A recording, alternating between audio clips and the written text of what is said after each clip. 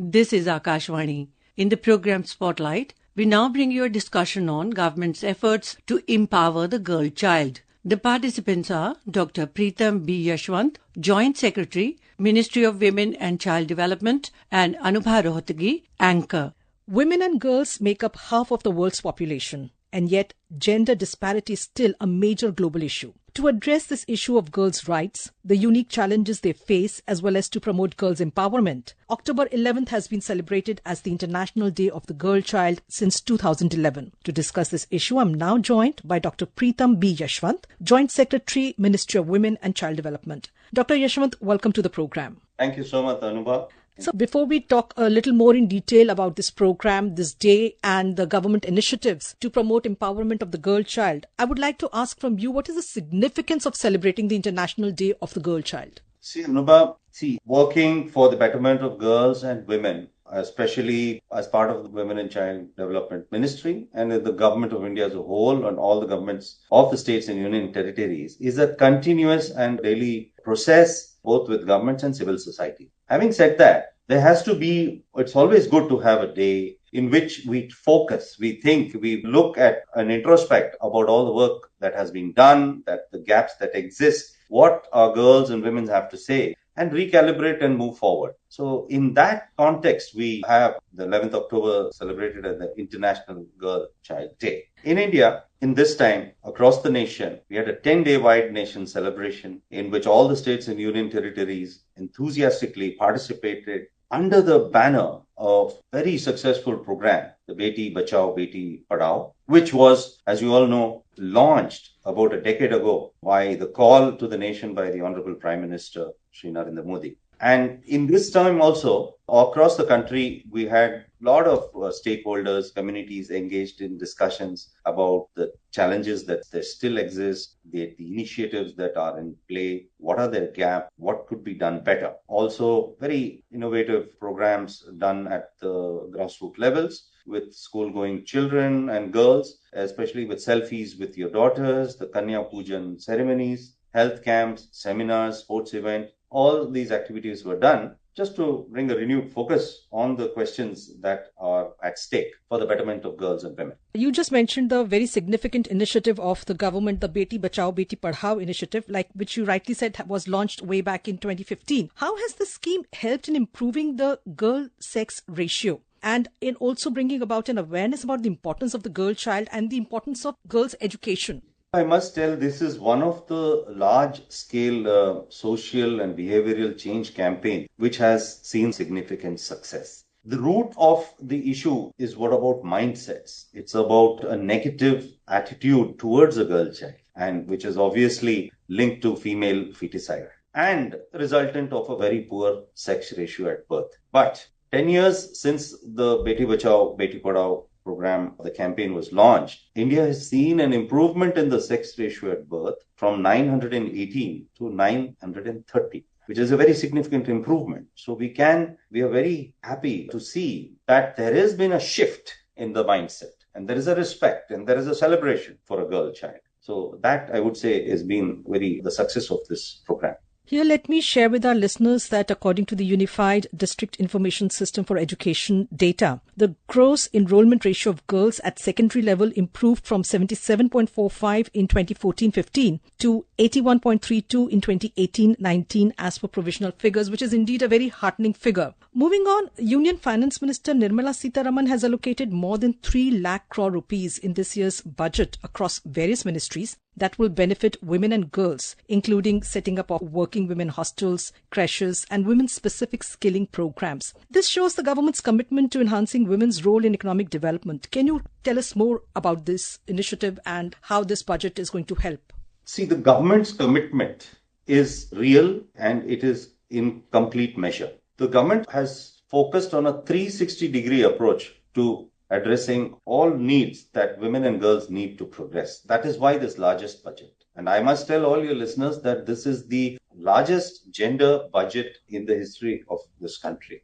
And why is there such a large allocation and what does it aim to do? I must tell all of you that to realize the goal which the Honorable Prime Minister has given us all of the to have a Viksit Bharat or a developed Bharat by 2047, force participation should be at least 50%. As on date, it stands at 37%. Here too, I must inform all our listeners that it has shown a very significant improvement from 23% about a decade ago to 37% now. But the female labor force participation reaches about 50%. It has a direct impact of 1-2% on the GDP growth of the nation as a whole. So these budgetary allocations are towards the programs which many of us already know, like Beti Bachao, Beti Padhao, Swachh Bharat, the Pradhan Mantri Ujjwala Yojana, the Pradhan Mantri Matru Vandana Yojana, the Mudra Yojana, the PM Awas Yojana, Jan Dhan Yojana. The so many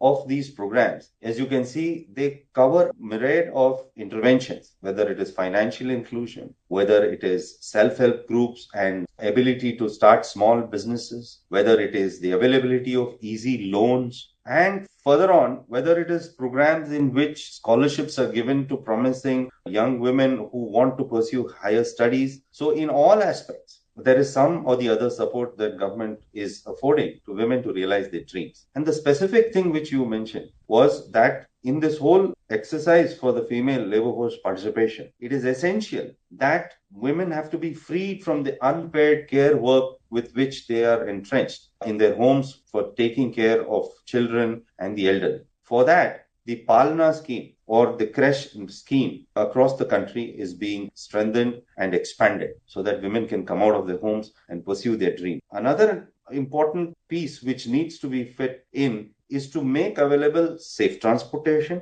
and safe living environments for women who are away from home for work. That is working women hostels. That is a point of very important focus in the Ministry of Women and Child Development. And that scheme is called the Sakhi Nivas scheme, which is also in a stage of expansion. Can you also mention, because I was listening to a Hindi discussion, there was a Palna scheme and all. Can you just expand a little bit more things that you mentioned then? Is there anything you would like to add? In the Palna scheme, I think the piece which I said was to free a woman from unpaid care work at home to come out is the creche scheme, which is Palna scheme. Safety is a major concern for women and girls. So what are the measures that the government is taking to address this very important issue? Any woman, any girl, for that matter, any citizen would easily realize that all other facilities being provided for advancement in their lives, education or skilling or employment opportunities given to women and girls would not succeed if there is not a complete safety blanket under which they are protected. So the government in the last 10 years has done some large-scale efforts to increase, expand and strengthen this safety net, especially under the Nirbhaya Fund. The Nirbhaya Fund was started about a decade ago with only about 2 projects at that time, has expanded to run 48 projects, many of which are completed, many of which are underway, with a total outlay of about 10,000 crores. Now, these projects cover broadly both 2 broad aspects. One is safe environments, and second aspect is safe or the speedy justice for those who have been wronged. When you see the safe environment area, the most important interventions which come to mind are the emergency response support system, which is our 112 call center run by the Ministry of Home Affairs. It is a call which gives you immediate help by a police vehicle within 15 to 20 minutes. That's the average response rate across the country. Then there is the one-stop center for a woman in need, who is in distress, who has been subject to violence.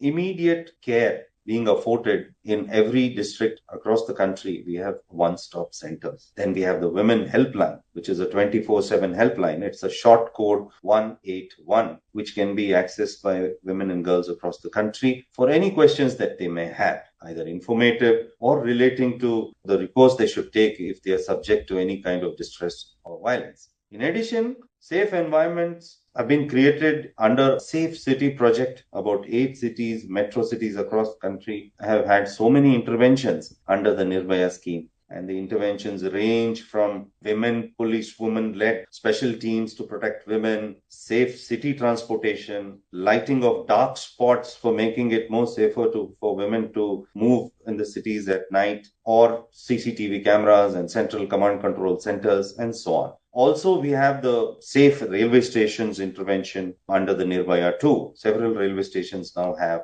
CC cameras and facial recognition systems to identify criminals who are registered in the national database. Then, on the other hand, if at all women are unfortunately subject to any violence or any distress, then when they take recourse to the court of law, we need to have a speedy justice system, because justice delayed is justice denied. Following that dictum, under the Nirbhaya Fund, we have put in place across the country fast-track special courts to deal with only those cases which deal related to crimes against women and girls. And lakhs of cases which have been pending have been successfully resolved and disposed. Similarly, in sexual crimes against women, one important thing in investigation is the speedy investigation, without which cases linger on in the courts for a long time. So, under the Nirbhaya Fund, all across the country, in every state, there are forensic units which have been established. There is a state-of-art National Forensic Lab established in Chandigarh. There are women help desks in every police station of the country, almost all of them. And these are some of the interventions. Of course, there is a lot to be done, and it is not that the job is over, but the government is putting its best foot forward and it continues to improve the women's safety net. Dr. Yashwant, before we wind up this program, is there any message that you would like to give to our listeners on this occasion? All I would like to say that on this day, when we are celebrating the International Day for the Girl Child, there is a message we should send to all citizens who are listening to this show, and especially to girls and women, that there is no avenue in public life or in any walk of life that a girl or woman would like to choose that is beyond their reach. And as we speak, we have women in all our defense forces. And the first batch of fighter pilots have already passed through the National Defense Academy, and we were proud to have women fighter pilots fly our fighter jets on the Republic Day parade. And we have, on the other hand, in the area of STEM, which is science, technology, engineering, mathematics, which were hitherto areas where beyond the reach of girls and women, it was seemed to be a male bastion. It is no more the case. At least 43% of graduates in STEM in India are women. And it is one of the best percentages for any country in the world. The space program of India, the successful Mangalyaan, has also been led by able women scientists. And similarly, in the rural areas, if you see, there are 100 million women of us who are connected with about 9 million women self-help groups, all ably standing on their own feet and trying to make a living on their own steam and contributing to the economy and to their own empowerment. So in whichever direction we see, women are making giant strides. And I would like to end this discussion of ours by saying that girls and women should not have any doubts about realizing the dreams. They should come forward. And as a society, it is our duty to ensure that every girl, every woman realizes the dreams that she has for herself and her family. Dr. Yashwant, thank you so much for speaking with Akashvani. Thank you, Anpa. You were listening to a discussion on government's efforts to empower the girl child. The participants were Dr. Preetham B. Yashwant, Joint Secretary, Ministry of Women and Child Development, and Anubha Rohtagi, anchor. This program was produced and presented by the News Services Division of Akashvani. You can listen to it on our mobile app, News on AIR. This program is also available on our YouTube channel, News on AIR Official. You may share your feedback about this program through email at airnsdtalks@gmail.com or WhatsApp on